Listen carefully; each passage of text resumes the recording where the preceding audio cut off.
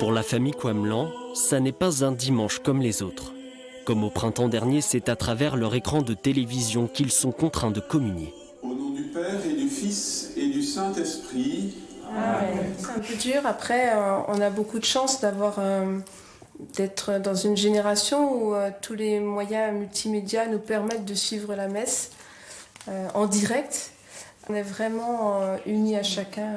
Les 8 membres de la famille sont abonnés à la chaîne YouTube du diocèse de Limoges, qui retransmet la messe chaque dimanche pendant le confinement. Comme au printemps dernier, nous faisons la même expérience. De l'autre côté de l'écran, c'est dans une église quasi vide que Monseigneur Bozo prononce son homélie. Sous l'œil de cette caméra rotative acquise en septembre, un investissement conséquent mais désormais très utile. Ici, dans cette cathédrale Saint-Étienne de Limoges. D'une certaine manière, hélas, j'ai déjà l'expérience de célébrer dans cette cathédrale quasi vide. L'église est faite pour être remplie.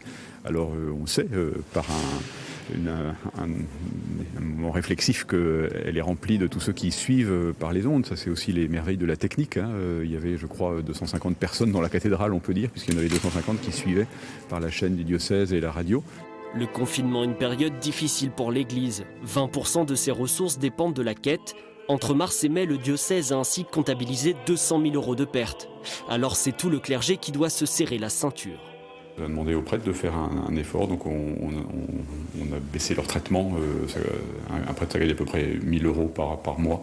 Et on a baissé leur traitement, et celui de l'évêque aussi, enfin de tous les prêtres, de 18%. Comme partout en France, le diocèse a mis en place un système de quête en ligne pour pallier l'interdiction des rassemblements religieux.